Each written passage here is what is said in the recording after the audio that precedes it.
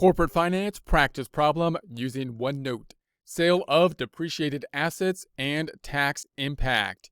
Get ready, it's time to take your chance with corporate finance. Here we are in Onenote. If you have access to Onenote and would like to follow along, you're not required to, but if would like to, we're in the icon on the left-hand side in the Practice Problems tab, then down in the 1241 Sales of Depreciated Assets and Tax Impact tab. Also note, when using Onenote, look at the Immersive Reader tool. Our presentations up top will be mirrored down in the text area down below with the same name, same number, but with transcripts that can be translated into multiple different languages and either listened to or read in them.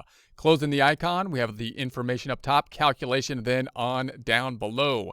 We're going to look at the tax impact of the sale of depreciated property. So information, we have the 5-year maker's asset purchased for $200,000. So we're imagining we purchased something in the past. We're going to say we purchased it 3 years ago in this case. It's a depreciable asset for taxes. We want to take this into consideration with regards to taxes because the taxes have a cash impact. In a future presentation, we'll kind of work this into a decision-making process as we've seen in prior presentations where we're thinking about multiple periods into the future. Generally, when making those decisions, we want to think about a cash basis system so that we can then present value the cash flows helping us to make the decision.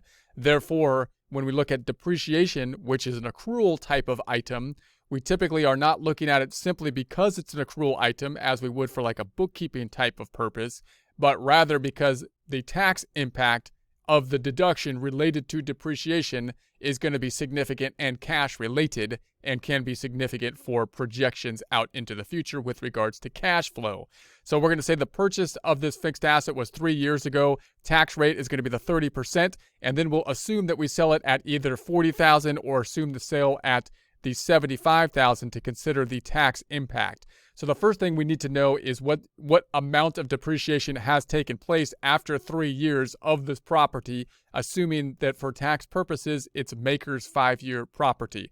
Now remember, as we do this, it could differ. Depreciation could differ based on the tax law. They might have an accelerated depreciation that's in place, a 179 depreciation might be applicable, or some other special depreciation. So keep those in mind for whatever tax period you are in. Depreciation can be quite complex, but we're going to get an idea of it with the 5 years maker's calculation. You can find this on the IRS website, going to the irs.gov, irs.gov, type in publication or pub 946, and then we're looking down here at the bottom here, we're looking at the table A1 to think about the depreciation. If we're looking at 5-year property, it gives us our percentages here in general for the 5-year property. So, and again, remember, you could have different things that could be taking place depending on the year that you are in, but we're going to be using these percents, but we're going to deviate from this a little bit so that we can kind of calculate what the depreciation actually is doing, comparing it in essence to a straight line depreciation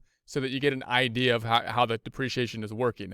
Remember that depreciation is typically front-loaded, so what we have here is a double declining rate generally, with a half-year convention, and then they kind of smooth out the later years a little bit for these longer kind of asset classes. So let's close this back up and think about how to calculate that first to think about where we stand at this point in time, which is going to be 3 years out after we purchase this property, looking for the book value in essence, cost minus the accumulated depreciation at this point in time. Book value on a cash basis, or book value on a tax basis, in other words, which is a little confusing.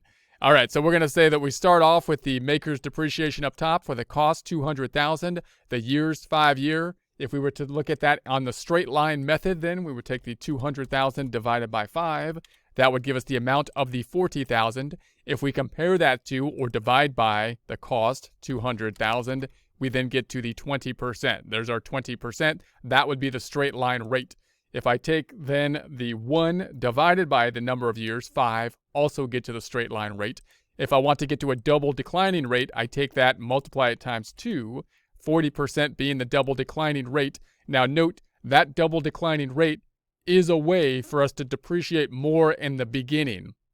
So when you're thinking about a sale of an asset, a depreciable asset, it's quite possible that we depreciated a lot more, maybe over depreciated it, given the fact that we have this front-loaded depreciation, meaning we're taking the expense more at the beginning years, and that could be accelerated with things like 179 deductions and special deductions in the government's attempt to increase the amount of purchasing, stimulate the economy by allowing you to take the deductions earlier.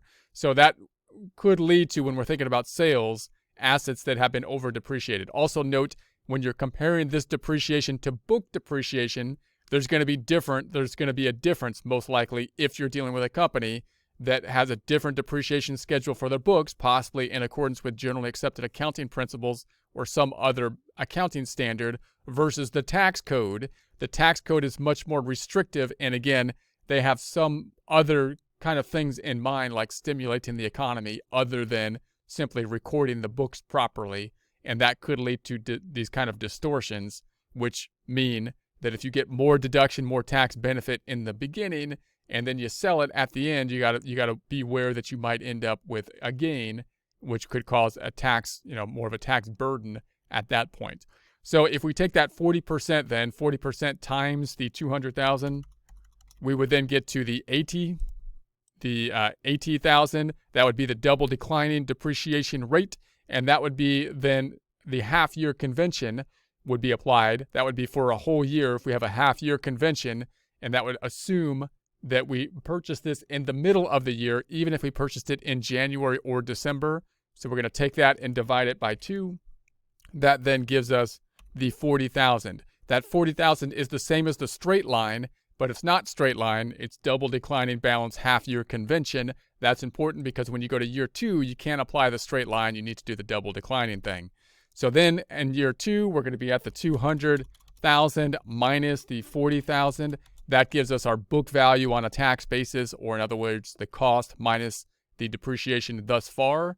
And that's going to be then 160 times the 0.4 rate, 64,000 for year 2.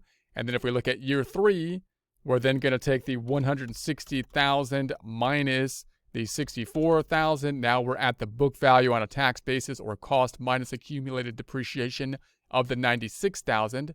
Multiplying that times 0.4 gives us then the 38.4. Going on then, where are we at? We're at year 4 now. If we go on to year 4, we can then say, all right, now we've got then the 96,000, last book value on a tax basis, minus the 38.4 is going to give us our cost minus accumulated depreciation, book value on a tax basis, 57.6. And then if we multiply that times the 0.4, we get the 23.40. And then finally, it changes up a little bit over here. We're going to say, all right, what if we had this 57,600 minus the 23.40? That would be, let me do that again. Something funny happened. We had the 57,600 minus the 23,040 gives us the 34,650, but I'm not going to multiply that times 40%, which I normally would, but rather take the same percent in an attempt to understand a little bit more closely what's happening with the percentages. You can see they kind of even it out. So this is where they deviate a little bit from the double declining, kind of even out the tail end just to mirror, so you get an understanding of what that calculation kind of looks like. And then in the final year, that's our plug year, which is standard double declining kind of stuff.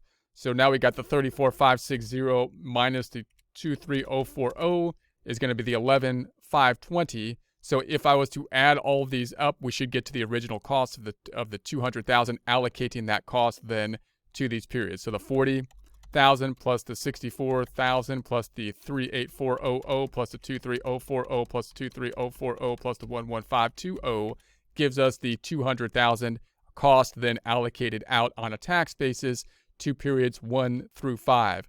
Now we're saying that it's been 3 years. So at this point in time, we have the depreciation of the 40, the 64, and the 38.4. Or in other words, our accumulated depreciation on a tax basis, 40,000 plus 64,000 plus 38,400.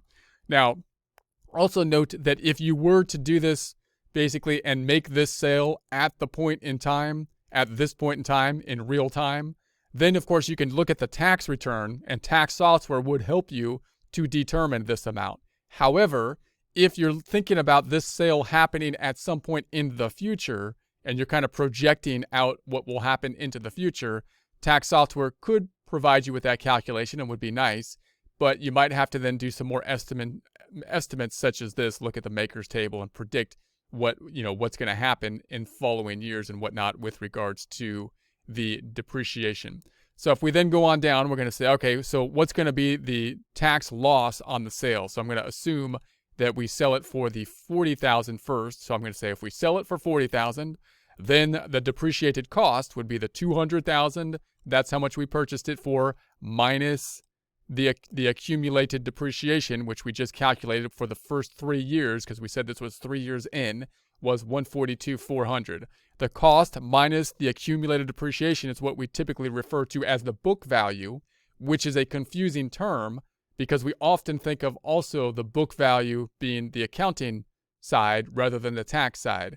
So this is kind of like the book value on a tax basis, meaning it's the cost minus the accumulated depreciation basically on a tax basis.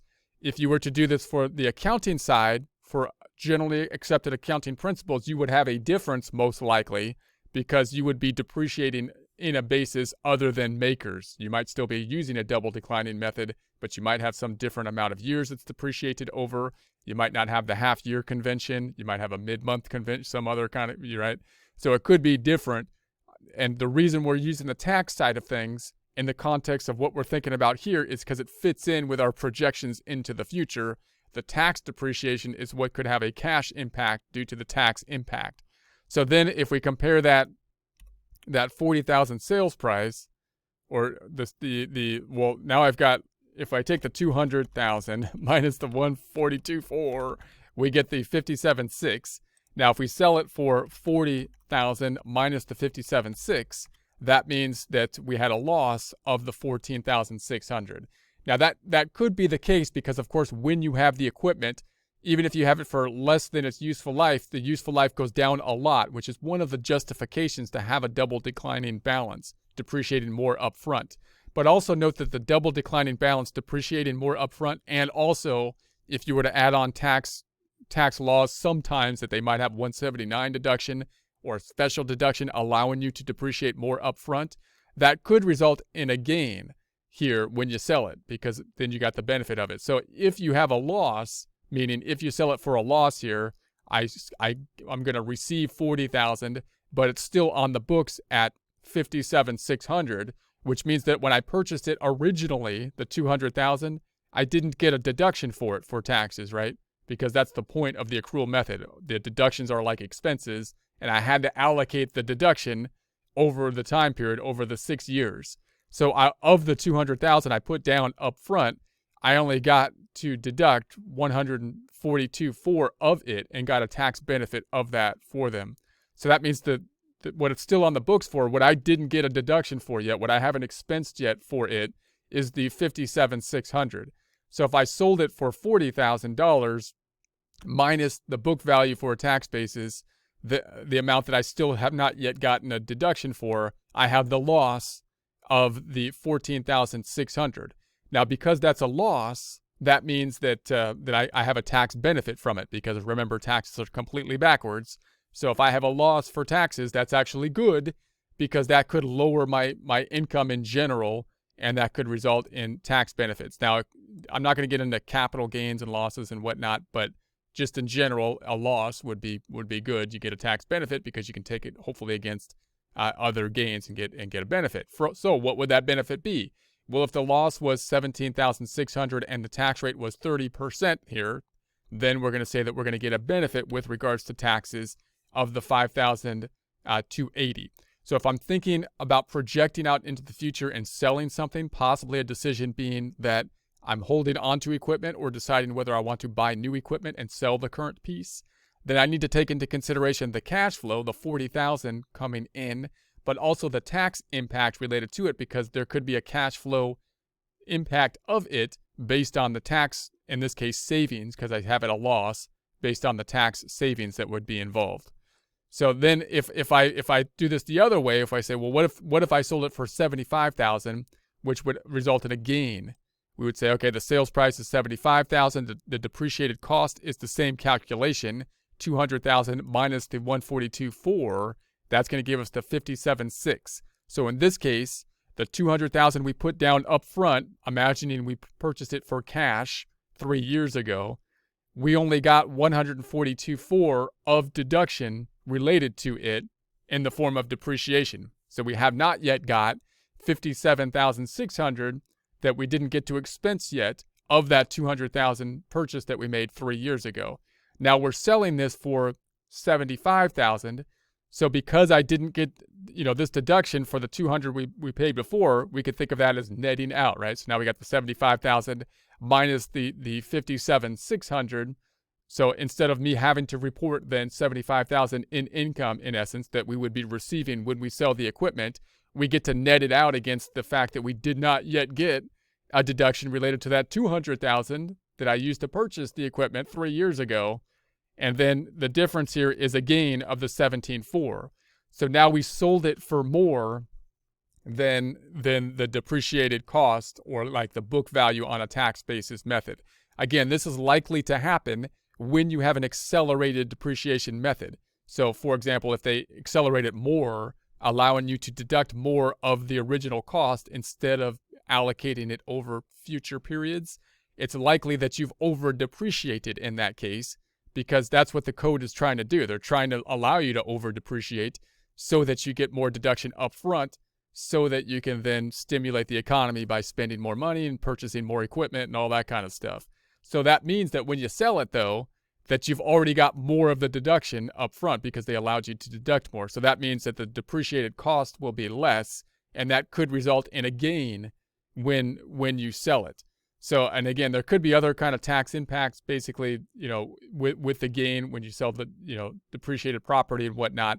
But just realize a gain, just in general, is bad, right? A gain for taxes. It's good, but it's bad for taxes. So for taxes, we have that gain. What's going to be the tax impact? Well, we got the 17.4, and then we got the 30% rate we're assuming here. Therefore, there's going to be a tax cost in this case. Let's call it a tax cost here of the 5,220.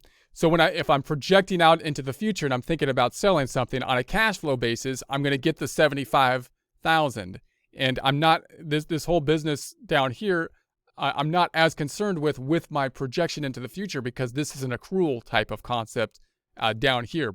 But I do need to calculate it because that's going to have an impact on the taxes, which is going to be part of the cash flow concept. So remember, in the context of making future decisions for capital decisions, typically our goal is to be kind of on a cash basis and think about cash flow concepts so that we then can apply the present value of money concepts to them.